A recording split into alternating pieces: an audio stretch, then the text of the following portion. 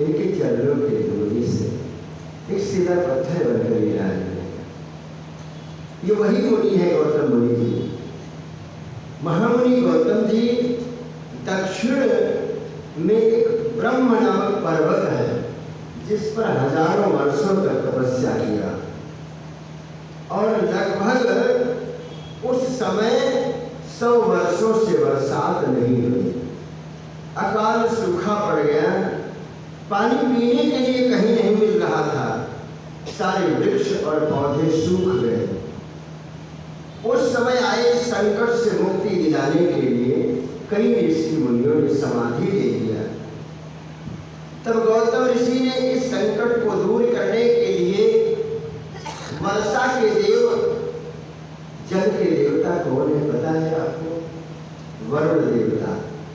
जब हम सभी कोई पूजा करते हैं तो कलश की स्थापना करते हैं, कलश लगाते हैं, उस कलश में जल भर करके गंगा जल डाल करके चंदन एक ऊपर नारियल रख देते हैं।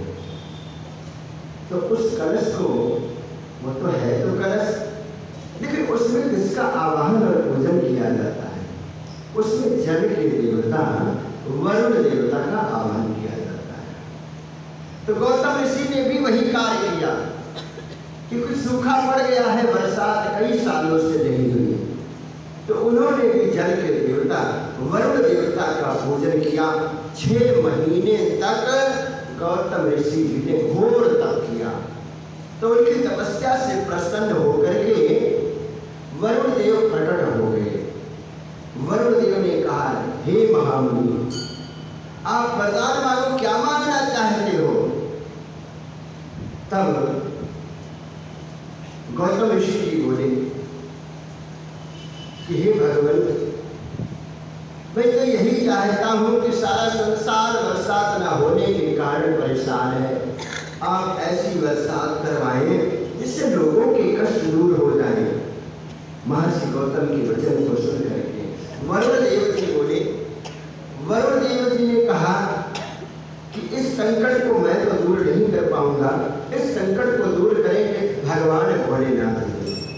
मैं इतना जरूर कर सकता हूं कि अगर आप एक गड्ढा बनाओ तो उस गड्ढे में मैं जल भर दूंगा और उस जल से आपका काम चलता रहेगा। तो वरुण देव के कहने के अनुसार गौतम ऋषि ने एक गड्ढा बनाया और उस गड्ढे में वरुण देव ने जल भर दिया। और इस प्रकार से भक्तों, महर्षि गौतम जी बोले, हे महामुनि, इस स्थान पर किए गए सभी कर्मदान, हवन, देव पूजन, तपस्या, श्राद्ध आदि सब सफल होंगे। और इस प्रकार से वरुण देव ने कहा, निश्चय ही यहाँ पर अति पुण्य की प्राप्ति होगी। और ऐसा कह करके वरुण देव वहां से अंतर ध्यान हो गए। बोल शंकर भगवान की जय। इस प्रकार से महर्षि गौतम जी जब वहां पर जल उत्पन्न कर दिए तो वहीं से जल जब पहुंचा चारों ओर तो फसलें हरी भरी हो गई, खेती लहलहाने लगी। और इस प्रकार से उस स्थान को छोड़ करके कहते हैं कि वहां पर जो जीव चले गए थे छोड़कर, जब जल हो गया, फसलें लहराने लगी, तो फिर से वापस आ गए। और गौतम ऋषि जी की कृपा से ये स्थान रिद्धि और सिद्धियों से भर गया। तो सूत जी बोले, हे मुनियों, एक बार की बात है कि जल तो कमल, वहां पर जो गड्ढा था, कुंड में जल तो था ही। एक बार महर्षि गौतम जी के शिष्य उस कुंड से जल लेने के लिए गए, और वहां पर और जो ऋषि रहते थे उनकी पत्नियां भी आई थी। उनकी जो पत्नियां और ऋषियों की आई थी, उन्होंने गौतम ऋषि के शिष्यों को बिना जल लिए वहां से भगा दिया लड़कर के। और इस प्रकार से आश्रम में जाकर के शिष्यों ने सारी बात गुरु पत्नी अहिल्या से बताई। तो देवी अहिल्या ने कहा, हे शिष्यों, अब तो नहीं जाओगे जल भरने, मैं स्वयं जाऊंगी जल भरने के लिए। जब देवी अहिल्या जल भरने के लिए गई तो जो अन्य ऋषि पत्नियां आई थी, उन्होंने जानबूझकर अहिल्या जी को आरोप लगाया। जाकर अपने पतियों से उन्होंने कहा कि देवी अहिल्या ने हमें ताना कसा है कि ये जल मेरे पति ने तपस्या करके उपलब्ध कराया है, किसी को जल नहीं भरने देंगे। और इस प्रकार से ऐसा कह करके अहिल्या ने मुझे भगा दिया वहां से। अपनी पत्नियों की बात को सुन करके उन ऋषियों को क्रोध आया कि गौतम ऋषि की पत्नी अहिल्या ने जल भरने से मना कर दिया। तो इस प्रकार से गौतम ऋषि को सबक सिखाने के लिए, गौतम ऋषि को सबक सिखाने के लिए जो और ऋषि थे उन्होंने किसकी आराधना किया?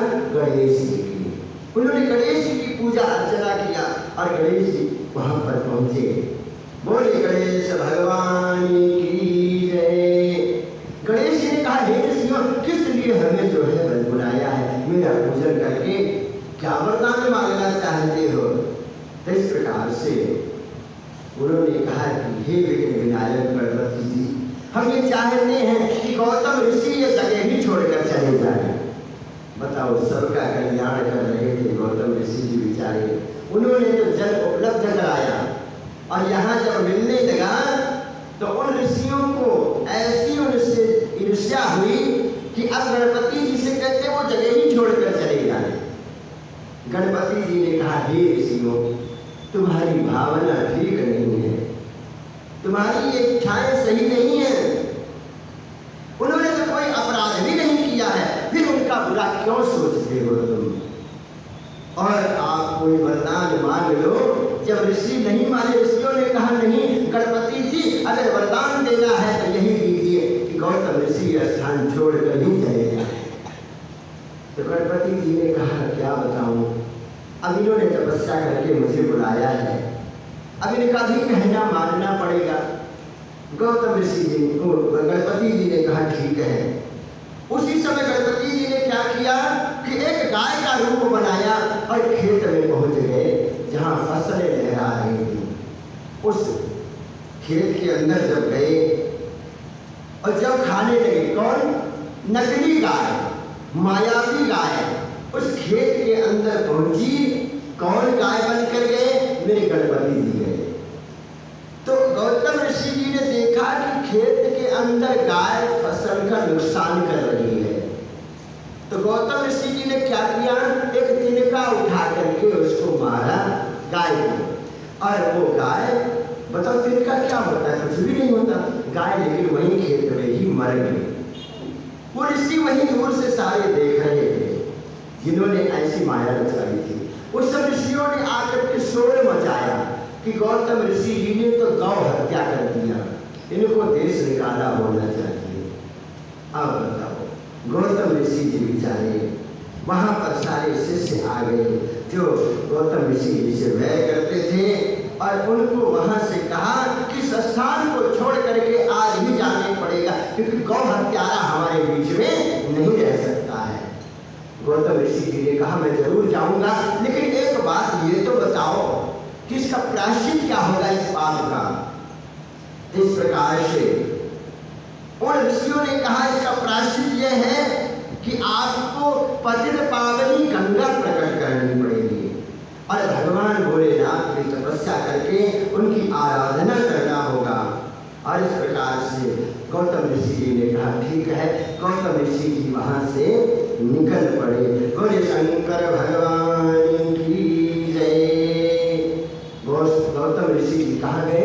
ब्रह्मगिरी पर्वत पर गए। वहां पर उन्होंने एक परिक्रमा करके पर्वत की और पार्थिव शिवलिंग बनाया और शिवलिंग बना करके उसकी आराधना करने लगे, पूजन करने लगे, भगवान भोलेनाथ का आराधना कर रहे। बोले शंकर भगवान की जय। ओम नमः शिवाय, ओम नमः शिवाय, हरे हरे भोले नमः शिवाय। ओम नमः शिवाय, ओम नमः शिवाय, हरे हरे भोले नमः शिवाय। ओम नमः शिवाय, ओम नमः शिवाय, हरे हरे भोले नमः शिवाय। ओम नमः शिवाय, ओम नमः शिवाय, हरे हरे भोले नमः शिवाय। बोले शंकर भगवान की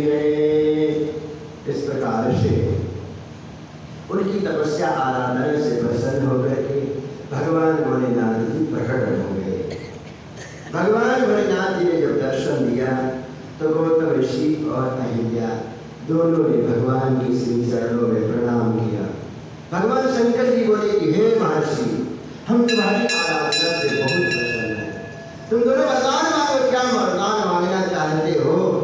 इस प्रकार से गौतम ऋषि जी बोले, भगवान मुझ पर कृपा करके मुझे जो गौ हत्या का पाप लगा है उस पाप से मुझे बचा लीजिए। तब शंकर जी बोले कि हे गौतम ऋषि, आपसे कोई पाप नहीं हुआ है, आपसे पाप हुआ ही नहीं है। ये सब तो उन दुष्ट दुराचारियों ऋषियों के द्वारा रची हुई माया है, आप तो निर्दोष हैं। ये सुनकर के गौतम ऋषि के दुख दूर हो गए। तब उन्होंने शिव जी से कहा, भगवान मुझ पर कृपा करके पतित पावनी गंगा मैया को यहाँ पर आप प्रकट कर दीजिए। गौतम ऋषि की बात को सुनकर के शंकर जी ने उन्हें गंगा जल दिया, और जब गंगा जल दिया तो वही गंगा जल श्री गंगा जी नारी के रूप में प्रकट हो गए। बोली गंगा मैया की जय। गौतम ऋषि जी गंगा मैया से बोले, हे गंगा माता, हे पतित पावनी गंगे, मैं आपको प्रणाम करता हूँ। आप पापों का नाश करने वाली हैं और अपने शरण में आए हुए भक्तों को मुक्ति भी देने वाली हैं। मैं हाथ जोड़कर आपकी शरण में खड़ा हूँ माता, आप मेरे सभी पापों को नष्ट कर दीजिए और नरक में जाने से बचा लीजिए। तब उनकी स्तुति को सुनकर के गंगा जी ने उनके पापों को अपने निर्मल जल से धो दिया। और फिर वहां से जाने के लिए सर्वेश्वर भगवान शंकर जी से जब आज्ञा मांगा गंगा मैया ने, तब शंकर जी बोले, हे गंगे, आप तो पापों का नाश करने वाली हैं, इसलिए इस लोक में कल्याण करने के लिए यही पृथ्वी पर सदा के लिए विराजमान। हे कल्याणी, आपको कलयुग के 28वें मनवंतर तक इस पृथ्वी लोक पर निवास करना होगा। सच्चे मन और भक्ति भावना से अपने जल में स्नान करने, जो सच्चे मन से भक्ति भावना से स्नान करने आएगा आपके जल में, उनके पापों को आपको नष्ट करना है। कलयुग में पापों को नष्ट करने का यही एकमात्र साधन है। और इस प्रकार से ये सुनकर गंगा जी बोली, हे प्रभु, मैं तो सर्वदा आपके अधीन हूँ, आपकी आज्ञा मेरे लिए सिरोधार्य है, परंतु मेरी आपसे ये प्रार्थना है कि माता पार्वती जी के साथ में आप भी यहाँ पर मेरे साथ निवास करें। मैं अकेली नहीं रहूंगी यहाँ पर, जिससे कि संसार में मेरी कीर्ति बढ़ती रहे। गंगा जी के वचन को सुनकर मेरे भगवान शंकर जी बोले, हे देवी, हे गंगे, तुम्हारी मनोकामना अवश्य पूरी होगी। यह कहकर के जो शिवलिंग पार्थु बना करके गौतम ऋषि जी ने आराधना किया, जिसमें भगवान शंकर जी प्रकट हुए थे, वहां पर त्र्यंबकेश्वर नामक ज्योतिर्मय रूप में प्रकट हो गए। बोलिए त्र्यंबकेश्वर भगवान की जय। और वहीं पर गंगा जी जो प्रकट हुई वो गौतमी गंगा कहलाती है।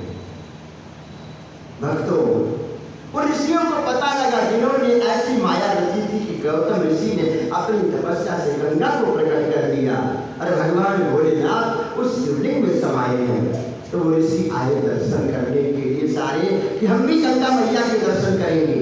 तो गंगा मैया ने एक गूलर के पेड़ पर चढ़कर वहां से गौतम ऋषि को दर्शन दिया था। जब वो ऋषि दर्शन करने के लिए आए, जो छठ और प्रपंच वाले ऋषि थे, ऋषि तो थे लेकिन क्या करें, इस चोले में भी कई ऐसे वेश बन जाते हैं कि जब वो आए दर्शन करने के लिए तो गंगा मैया वहां से लुप्त हो गई। गंगा मैया ने कहा, मैं इन पापियों को दर्शन नहीं दूंगी। तब गौतम ऋषि जी ने कहा, हे माता, आप तो जगत का कल्याण करने वाली हैं, इनको भी अपने दर्शन दे करके आप इनको भी पाप से मुक्त करो। तो गंगा माता ने कहा, अगर इनको मेरा दर्शन करना है तो अपनी बात का प्रायश्चित करना होगा। इस ब्रह्मगिरी पर्वत की 108 परिक्रमा करनी होगी और तब मैं दर्शन दूंगी। उन ऋषियों ने उस पर्वत की परिक्रमा किया 108। उसके उपरांत जो है उस समय गंगा मैया ने उनको भी दर्शन दे दिया है। बोलिए शंकर भगवान की जय। और इस प्रकार से कहते हैं ऋषियों ने पुनः सूत जी से पूछा, हे सूत जी, हमने तो सुना था कि गौतम ऋषि ने उन कपटियों को साप भी दे दिया था, क्या ये बात सही है? तो सूत जी बोले, हे महामुनियों, आपने सही सुना था। गौतम ऋषि परम ज्ञानी भगवान शिव के परम भक्त थे। जब उन्होंने शांत हृदय से देखा वहीं पर, तो उनको उसी समय पता चल गया था कि इन ऋषियों ने हमारे साथ छल किया है, कपट किया है। और इस प्रकार से कहते हैं ये सब बनावटी माया थी, उनकी चाल थी। गौतम ऋषि जी को क्रोध आया और गौतम ऋषि जी ने उन कपटी ऋषियों को ये श्राप दिया कि तुम सभी विद्या रहित हो जाओगे, भक्तिहीन अधर्मी हो जाओगे। और उन्होंने शिव जी की भक्ति से विमुख होने का भी श्राप दे दिया और अपने आश्रम में जाकर के भगवान शिव की आराधना करने लगे। और उधर वो पापी जो हैं वो सभी शिव धर्म से विमुख होकर के कांची नामक नगरी को चले गए। बोले शंकर भगवान की जय। त्र्यंबकेश्वर की महिमा बताई। अब हम भगवान वैद्यनाथ की उत्पत्ति बताएंगे। वैद्यनाथ धाम ज्योतिर्लिंग जो विराजमान कैसे प्रकट हुआ ये कथा बताएंगे। भक्तों, एक बार लंकापति रावण कैलाश पर्वत शिव जी पर जाकर के शिव जी की तपस्या करता रहा, लेकिन मेरे भगवान शंकर जो प्रसन्न नहीं हुए। तो उसने क्या किया कि गड्ढा खोद कर बड़ा सा गड्ढा बनाया और चारों ओर से उसमें अग्नि प्रकट कर दिया। तपस्या करना आरंभ कर दिया। गर्मी में घिरकर, सर्दी में, बरसात में, खुले आसमान में, वर्षा में भी करता रहा, लेकिन मेरे भगवान भोलेनाथ प्रसन्न नहीं हुए। तो उसने क्या किया कि तलवार उठाया और अपने एक, उसके 10 सर थे, क्योंकि उसका नाम दशानन था। दशानन क्यों कहा जाता है? उसके 10 सर हैं। उसने एक एक सर काट करके अग्नि में भेंट करना शुरू कर दिया। पहला सर काट करके अग्नि में चढ़ाया, दूसरा काट कर चढ़ा दिया। इसी प्रकार से 9 सर काट करके उसने अग्नि में चढ़ा दिया। जब 10वां सर काटने लगा तो मेरे भगवान शंकर भोलेनाथ भी प्रकट हो गए। बोले शंकर भगवान की जय। शंकर जी को सामने पा करके रावण बोला कि मैं बहुत प्रसन्न हूँ भगवान। भोलेनाथ ने कहा, हे रावण राक्षस राज, वरदान मांगो, क्या मांगना चाहते हो? तो रावण बोला, हे महादेव, सबसे पहले तो मैं आपको नमस्कार करता हूँ और आप मेरी तपस्या से संतुष्ट हुए हैं, तो मैं यही कहूँगा मुझ पर कृपा करें और मेरे साथ लंका चले, मेरे घर पर रहें और मैं आपकी सेवा करूँ। जब ऐसा कहा तब रावण को पहले तो भगवान शंकर जी ने स्वस्थ कर दिया। उसके बाद उन्होंने रावण से कहा कि चलो, मैं तुम्हारी तपस्या से प्रसन्न होकर मैं तुम्हारे साथ चलूंगा। भगवान शंकर जी ने उसे अपना ज्योतिर्लिंग प्रदान किया और कहने लगे कि इस ज्योतिर्लिंग में मैं सदा के लिए विराजमान रहूंगा, लेकिन एक शर्त होगी रावण कि इस शिवलिंग को लेकर जाओगे, कहीं रास्ते में न रख देना। अगर तुमने कहीं भी रख दिया तो यहाँ वहां से मिलेगा नहीं ये ज्योतिर्लिंग। रावण लेकर के उड़ा वहां से उस शिवलिंग को। रास्ते में आते आते उसे लघुशंका लगी। जब लघुशंका लगी तो उसने इधर उधर देखा कि किसको पकड़ाओ, क्योंकि शंकर जी ने ये भी कहा था कि इसको नीचे कहीं ना रखना। उसको एक ग्वाला दिखाई पड़ा और इस ग्वाले को बुलाया और ग्वाले के हाथ में शिवलिंग दे दिया। लघुशंका करने गया, निवृत्त होकर के हाथ वाथ धोकर आया कि अब फिर से शिवलिंग लेकर मैं चलूंगा। लेकिन इधर ग्वाले को क्या हुआ कि इतना भार शिवलिंग का ग्वाला सहन नहीं कर पाया और ग्वाले के नीचे ही रख दिया, शिव जी को विराजमान करा दिया। बोले शंकर भगवान की जय। वहां पर जब शिव जी पर विराजमान हो गए, रावण आया, उठाने लगा, जोर लगा के भगवान तो उठे ही न वहां से, हार करके थक करके चला गया। इधर ये ग्वाला अपने घर पर आया और कहता, इसकी गाय जब वहां चरने के लिए जाती तो सारा दूध गाय से शिव जी पर चढ़ा देती, क्योंकि अभिषेक करती। गाय का भी मन था हम भी अपना दूध शंकर जी को चढ़ाएं। तो इसको गुस्सा आता, जब घर पे दूध निकाल निकालने बैठता तो दूध निकलता ही नहीं। इसने देखा कि ये ऐसा पत्थर है क्या कि मेरी गैया सारा दूध तो यही निकाल देती है। तो उसने क्रोध में डंडे मारना शुरू किया। रोज 4 डंडे लाठियां मारता था कि यही पत्थर है जो मेरी गाय का सारा दूध पी जाता है। एक दिन संजोग से वो शाम को इतनी तेज आंधी आई, बारिश आई कि गाय लेकर चराने नहीं गया। पत्नी ने भोजन परोसा और भोजन करने बैठा। जैसे ही पहला निवाला मुंह में डाला, उसको याद आया आज तो मैंने उस पत्थर को डंडे मारे ही नहीं है। उसी समय भोजन नीचे रखा और चला गया वहां वन में, जहाँ पर भगवान शंकर जी थे। उठा करके जब लाठी डंडा मारना जैसे ही निकाला कि मारूंगा, उतने में ही भगवान शंकर जी से प्रकट हो गए। बोले शंकर भगवान की जय। जब शंकर जी को देखा तो वो लगा रोने भगवान के श्री चरणों में। प्रभु मैं आपको पहचान न सका, मैं रोज आपको डंडा मारने आता था तो भी आपने जो है मुझे कुछ नहीं कहा, और आज प्रकट होकर के मुझे आपने दर्शन दे दिया है। तो भगवान बोले शंकर जी ने कहा, ए मेरे प्यारे भक्त, तूने अपना नियम तो निभाया। भले ही तो डंडा मारता था, लेकिन आया तो इस आंधी बारिश में कितने भक्त नहीं आते, लेकिन तू आकर के मुझे डंडा मारने आया, तो इसीलिए मेरी भक्ति से प्रसन्न होकर के मैंने तुझे दर्शन दिए हैं। इस प्रकार से देवताओं को पता चला कि भगवान भोलेनाथ आ चुके हैं, तो सारे देवताओं ने आकर के भगवान भोलेनाथ की आराधना की। उधर जब सबको पता चला देवताओं को कि शंकर जी से वरदान रावण को मिल गया है, अब वो परेशान करेगा, देवताओं को रहने नहीं देगा सही, तो सारे देवताओं ने मिल करके देव ऋषि नारद जी को भेजा कि जाकर के उसकी जो है बल की परीक्षा लेनी चाहिए। देव ऋषि जी नारद जी पहुंचे कि कहने लगे, हे रावण, तुझे शंकर जी से वरदान मिला है, अपने बल का कहीं प्रयोग किया कि नहीं किया? और इस प्रकार से उसने कहा, नहीं, मैंने तो कहीं बल का प्रयोग ही नहीं किया है। और इस प्रकार से कहते हैं कि भगवान शंकर जी की स्थापना हो चुकी है, और कहने लगे कि बल का प्रयोग कहीं तो करना चाहिए। वो कहने लगा, ठीक है, मैं अपने बल का प्रयोग करूंगा। और कहाँ पहुंच गया? भगवान शंकर जी जहाँ मेरे कैलाश पर्वत पर रहते हैं, जाकर के कैलाश पर्वत को जोर जोर से हिलाने लगा। तो भगवान शंकर जी का सिंहासन हिला, तो पार्वती जी से कहने लगी, देवी ये सिंहासन हिल क्यों रहा है? तो माता पार्वती जी ने व्यंग करते हुए कहा, हे भोलेनाथ, आपका शिष्य अपने गुरु की सेवा कर रहा है। तो भगवान शंकर जी ने कहा, ये दुष्ट जो है, मैंने इसको वरदान दिया और ये आकर के मेरा ही सिंहासन हिला रहा है।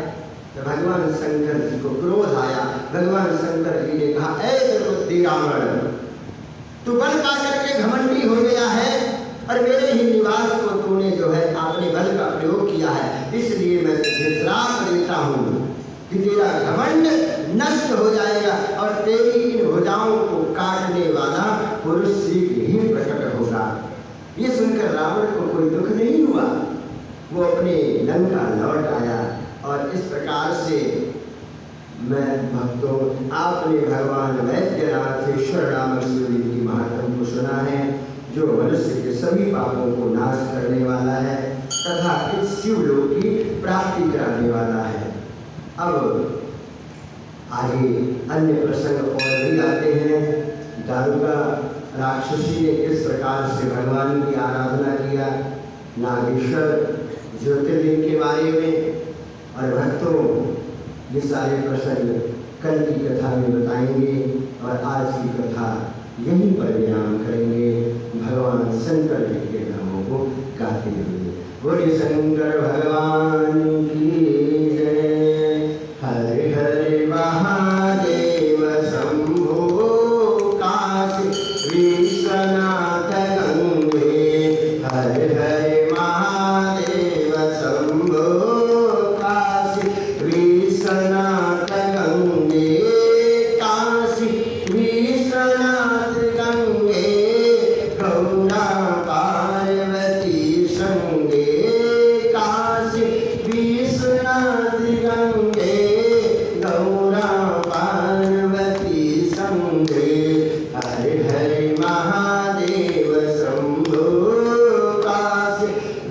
विश्वनाथ गंगे गौरी शंकर भगवान की जय। ओम जय शिवाय ओंकार स्वामी हर शिवाय ओंकार ब्रह्मा विष्णु सदा शिवा बोले बोले धन्यवाद हरे नाम गिरधारा ओम हरे हरे महादेव एकानन चतुरानन पंचानन राजे हो शिव पंचानन राजे हंसासन करुणासन हंसासन करुणासन विश्वान सागे ओम हरे हरे हरे महादेव जो तारे चतुरावु दशा मुजनेश्वरी हो शिव दशा मुजनेश्वरी तीनों रूप रखता शंकरी का रूप रखता विभुवन जन मोहि ओम हरे हरे महादेव अचमाला वनमाला गंगामाला धारी हो शिव गंगामाला धारी चंदन विगमन चंदा केश तिलक सुगंधा भोले शुभकारी ओम हरे हरे महादेव श्वेतांबर वागंबरयंगे ओ शिव वागंबरयंगे कनकादिक ब्रह्मादिक जगदिक ब्रह्मादिक भूतादिक संगे ओम हरे महादेव करते जगमंड जाचर सुरधरता हो शिव शंकर सुरधरता जग करता जग हरता सुख करता दुख हरता जग पालन करता ओम हरे हरे महादेव ब्रह्मा विष्णु सदा जानता विवेका हो शिव जानता विवेका तड़वाक्षर के